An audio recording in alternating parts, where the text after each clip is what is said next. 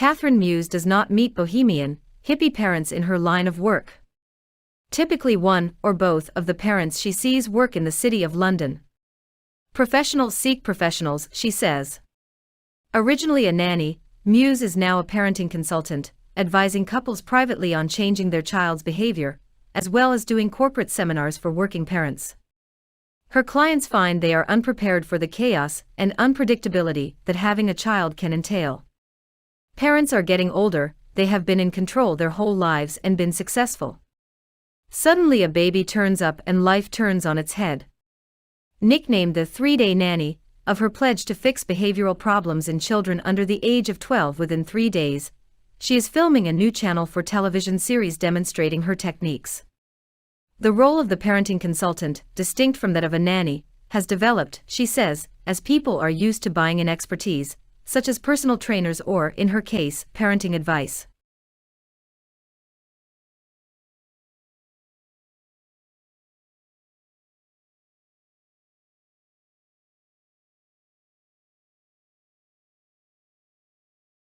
Spanish is spoken by more than 300 million people in over 20 countries and is rapidly becoming one of the most popular choices for language learners around the world.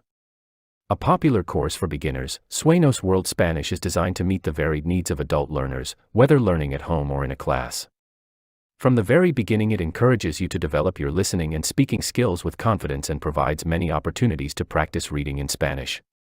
Using the extensive range of media available, from the course book to the audio CDs or cassettes, to the popular accompanying television series and free online activities, Sueños World Spanish can help you reach the equivalent level of a first qualification, such as GCSE.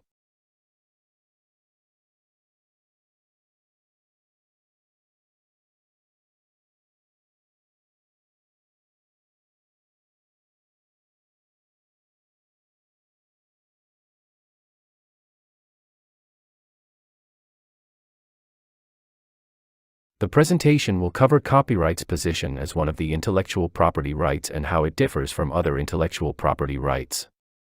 It will give an overview of what copyright protects as well as what may be done with copyright-protected works without permission under permitted acts. It is by manipulating the restricted acts through licensing arrangements that rights owners establish and exploit commercial markets.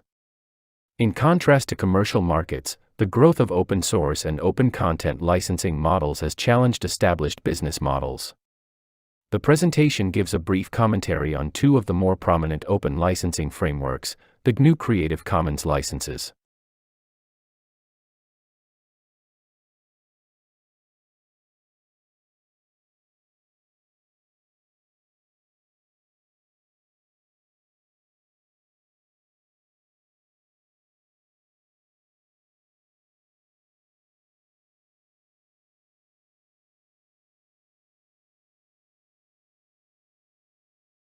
The speed of sound, otherwise known as Mach 1, varies with temperature.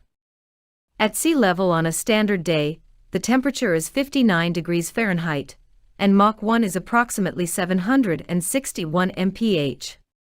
As the altitude increases, the temperature and speed of sound both decrease until about 36,000 feet, after which the temperature remains steady until about 60,000 feet. Within that 36,000 to 60,000 foot range, Mach 1 is about 661 miles per hour. Because of the variation, it is possible for an airplane flying supersonic at high altitude to be slower than a subsonic flight at sea level. The transonic band, the sound barrier, extends from around Mach 0.8, when the first supersonic shock waves form on the wing, to Mach 1.2, when the entire wing has gone supersonic.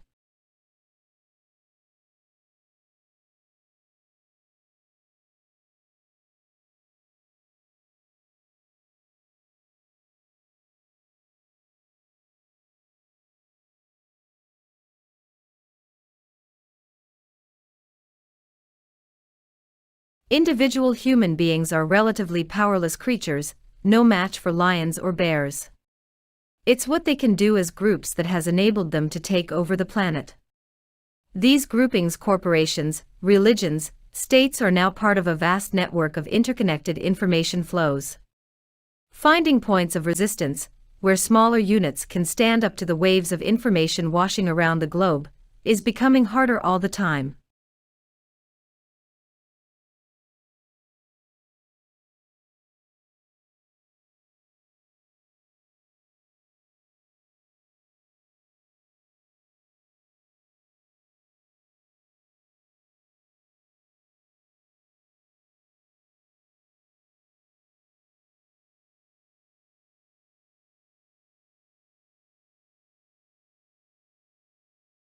Used in a variety of courses in various disciplines, asking the right questions helps students bridge the gap between simply memorizing or blindly accepting information, and the greater challenge of critical analysis and synthesis.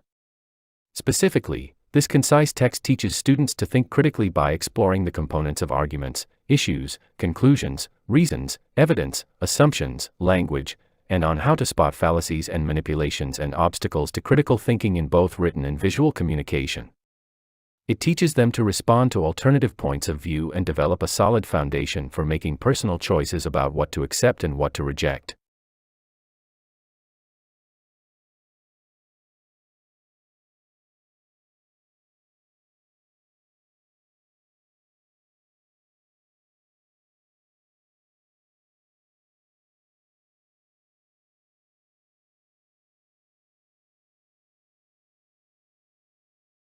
First, the scientific community that studies climate change is quietly panic-stricken, because things are moving much faster than they expected. Greenhouse gas emissions are going up faster than predicted, both from industrializing countries in Asia and from melting permafrost in Siberia and Canada. The Arctic sea ice is melting so fast that the whole ocean may be ice-free in late summer in 5 years' time. Most climate scientists now see last year's report of the Intergovernmental Panel on Climate Change, whose forecasts are used by most governments for planning purposes, as a purely historical document.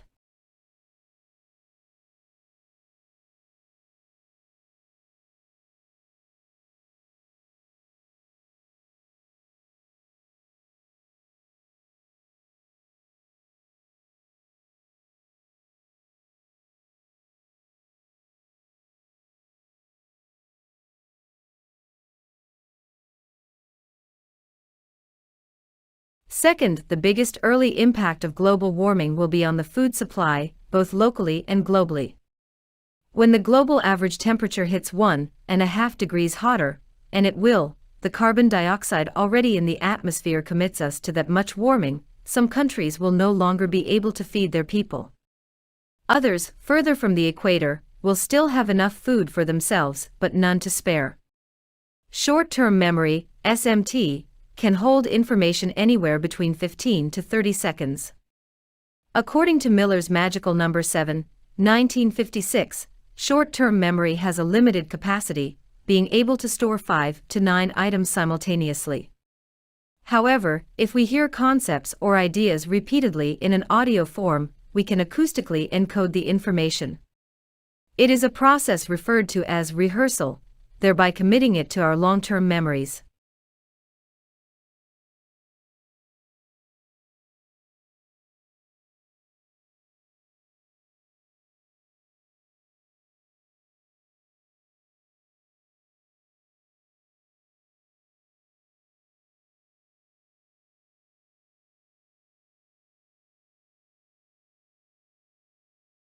As digitalization and smart automation progress, many will see their jobs altered. Advances in automation technologies will mean that people will increasingly work side by side with robots, smart automation, and artificial intelligence. Businesses will look for employees who are good at the tasks that smart automation struggles to do and that add value to the use of smart automation. In the past, technological progress has had a positive impact on our society, increasing labor productivity, wages, and prosperity. Right now, a new technological wave of digitalization and smart automation, combinations of artificial intelligence, robotics, and other technologies, is fundamentally transforming the way we work, at an unprecedented pace. For example, data analytics, the Internet of Things, and drones are already used in many industries to make production processes better, faster, and cheaper. We already see shifts in the structure of employment, in industries, tasks, educational levels, and skills.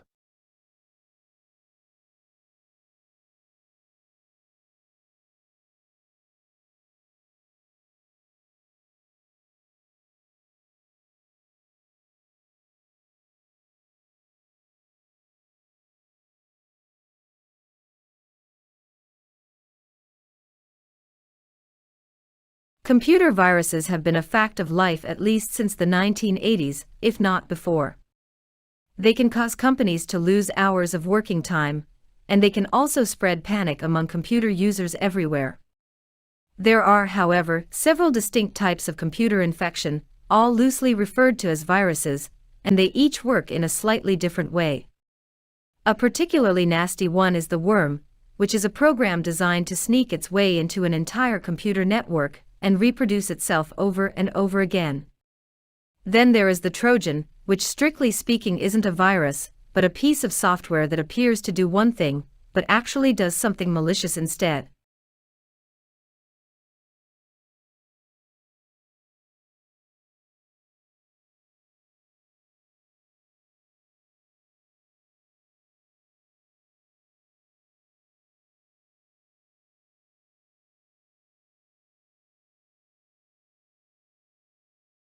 When the unsuspecting operator introduces it into the computer, the alien program will take over the machine.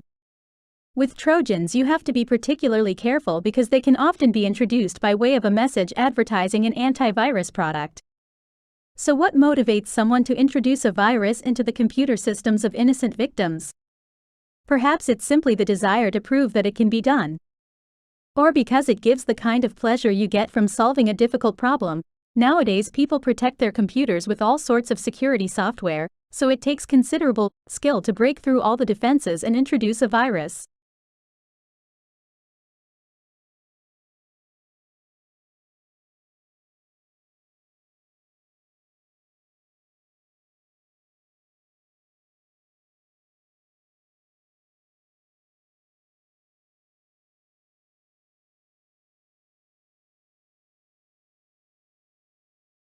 The primary goal for this year-long campaign, founded by the English lawyer Peter Benenson and a small group of writers, academics and lawyers including Quaker peace activist Eric Baker, was to identify individual prisoners of conscience around the world and then campaign for their release.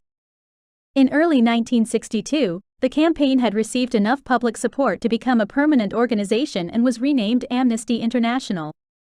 Under British law, Amnesty International was classed as a political organization and therefore excluded from tax-free charity status.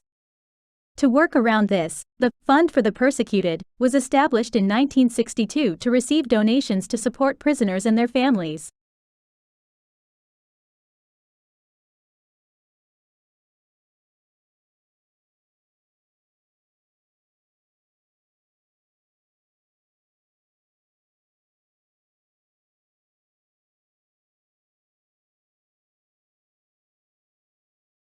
The name was later changed to the Prisoners of Conscience Appeal Fund and is now a separate and independent charity which provides relief and rehabilitation grants to prisoners of conscience in the UK and around the world.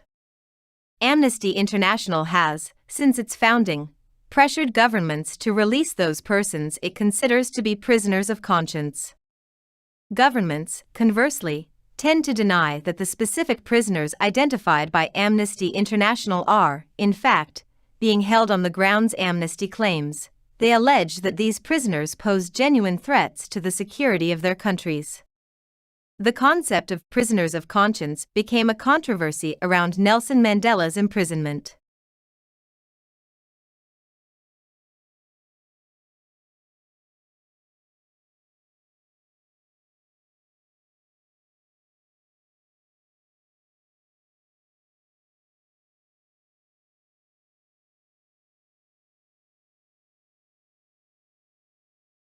Nissan will overhaul the inspection process for its Japan-destined vehicles for the first time in decades as the carmaker seeks to address a widening inspection scandal that has forced it to suspend production for the domestic market.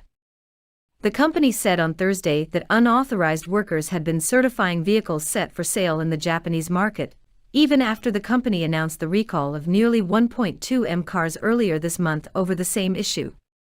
With investors increasingly concerned about Japan Inc.'s adherence to standards, concerns that were most recently inflamed by the Kobe steel data falsification scandal, the news pushed Nissan shares down 1.6% on Friday, and also weighed on the prices of its suppliers. Hiroto Saikawa, Nissan's chief executive, pledged drastic measures to deal with the problem, namely the suspension of vehicle production for the home market at all 6 factories in Japan run by the company and its affiliate, Nissan Shitai.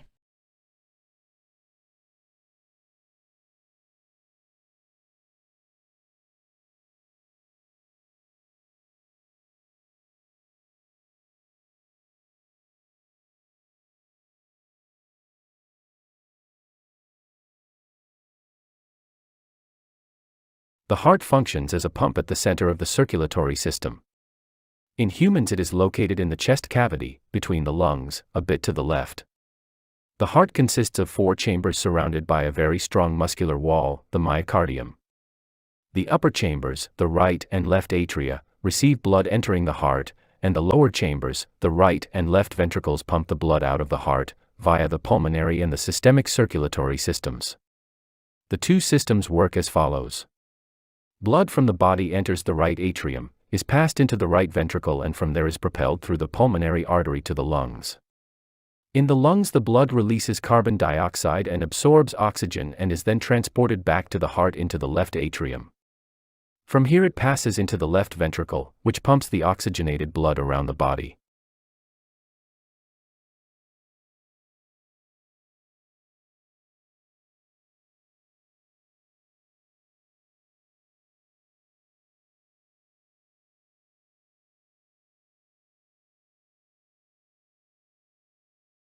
The thing that makes it difficult is because even if life had evolved on Mars, the chances of being preserved are very small. If we use Earth as a reference, and our planet is teeming with life, yet it rarely preserves evidence of life of the fossil record. And the focus now is on exploring for habitable environments. If you're looking for water, a source of energy, either solar energy or thermal energy or chemical energy, and then, organic carbon, assuming life as we know it on Earth based on carbon. So those are sort of the 3 things that we're looking for in the course of our mission.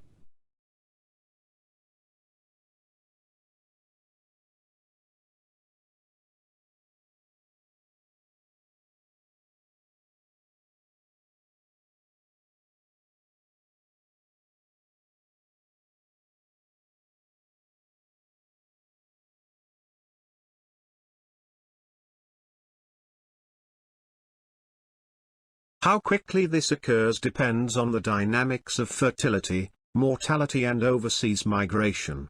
While a moderate pace of demographic change allows for gradual adjustment of the economy and policies to the changing population demographics, rapid changes are more difficult to manage. One way of applying a degree of perspective to the aging debate is to compare aging in Australia with that of other countries. This article examines the population structures in Australia and Japan and the demographic forces that shape the respective populations, both historically and projections for the future.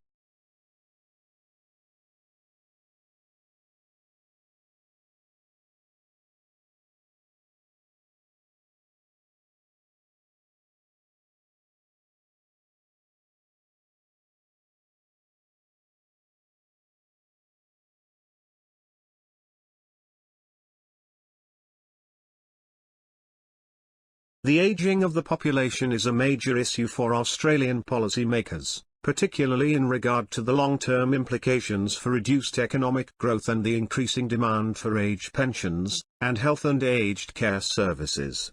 As the population ages, growth in the number of people of working age will slow, while the proportion of people of retirement age will increase. Sustained population aging also leads to slowing or negative population growth. While declining population growth in developed countries is welcomed by some environmentalists and social scientists, economists tend to agree that population decline brings gloomy economic prospects.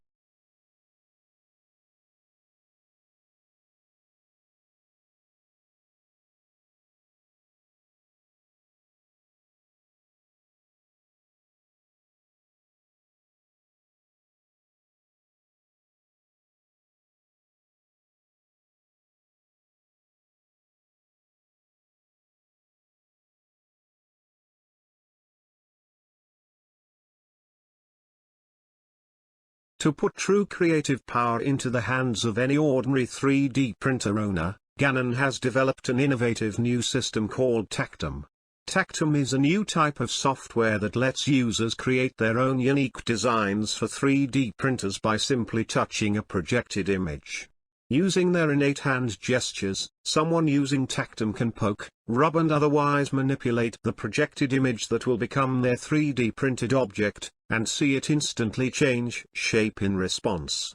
In keeping with the goal of democratizing the process, Gannon designed her first series of Tactum artifacts on a surface.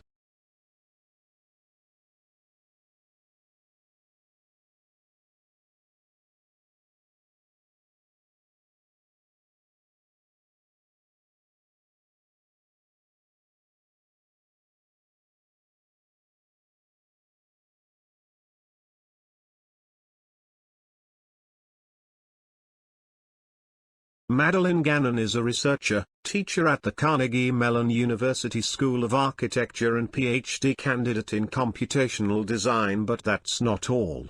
She is on a mission to open up the infinite design possibilities of 3D printing to the world. Currently you have to have a lot of technical background in order to participate in creating things for 3D printers, Gannon says. There is still a huge knowledge barrier for how we create digital models. As the technology has advanced, prices have plummeted, and now anyone can buy a 3D printer for a few $100, Gannon notes.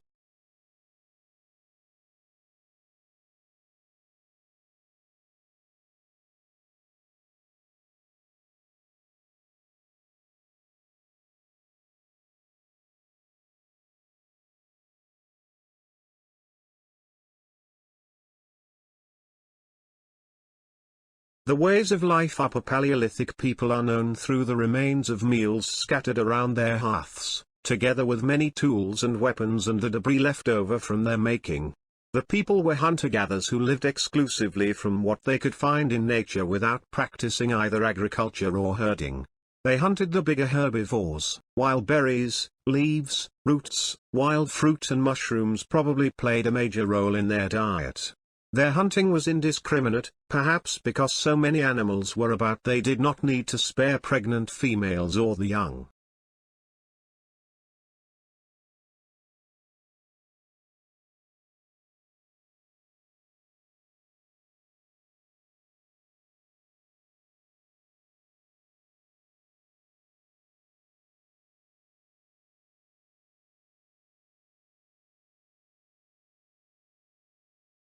The process of researching and securing a dig site can take years.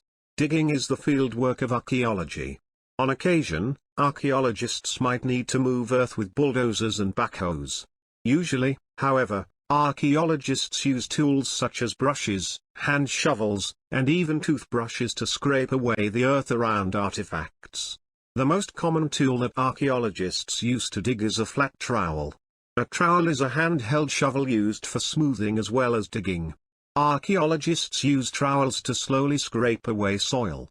For very small or delicate remains, archaeologists might also dig with dental picks, spoons, or very fine blades.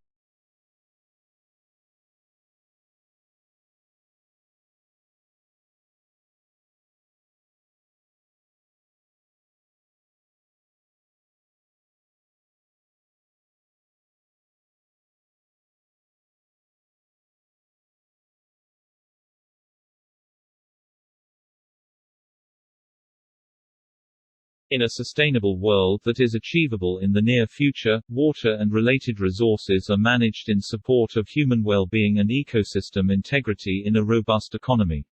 Sufficient and safe water is made available to meet every person's basic needs, with healthy lifestyles and behaviors easily upheld through reliable and affordable water supply and sanitation services, in turn supported by equitably extended and efficiently managed infrastructure. Water resources management, infrastructure and service delivery are sustainably financed.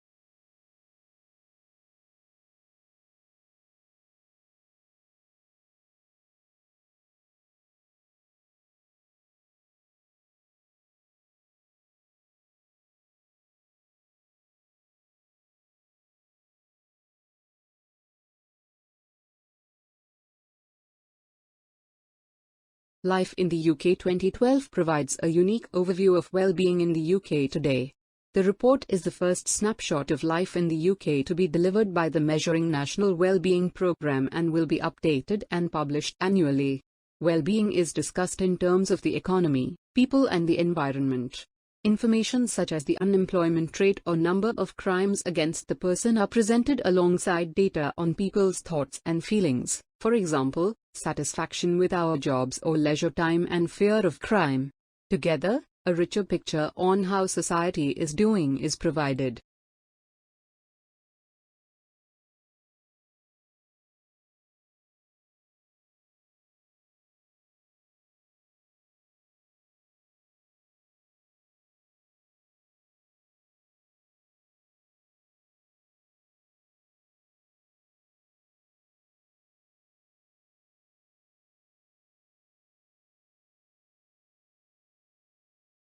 There are so many reasons why, from fast food marketing to agriculture subsidies, but one contributing factor is the slow death of cooking, and the rise of the restaurant meal. Americans now spend more on food at restaurants than they do at grocery stores, but restaurant food tends to have even less fiber than the food we would otherwise eat at home. One problem seems to be that restaurant meals aren't typically loaded with two of the best sources of fiber, unprocessed fruits and vegetables. A revealing study from 2007, in which researchers interviewed 41 restaurant executives, showed that restaurants think fruits and vegetables are too expensive to feature prominently on the menu, and 61% said profits drive menu selections.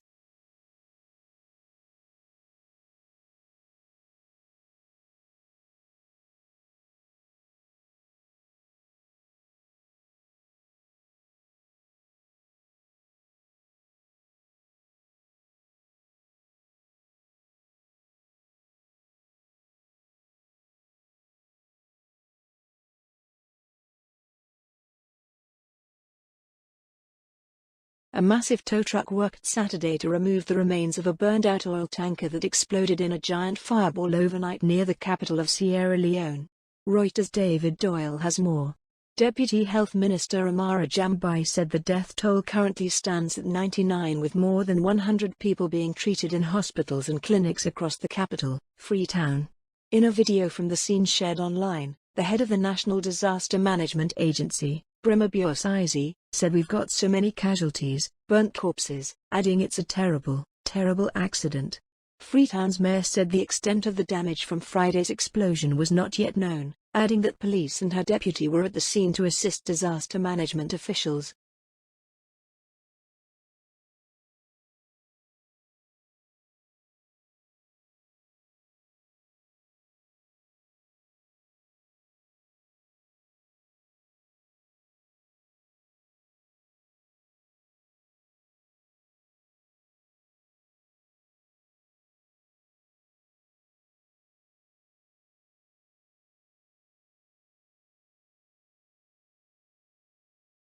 UNICEF is warning that schools in Haiti are increasingly at the mercy of gangs, with children becoming targets of robbery or ransom.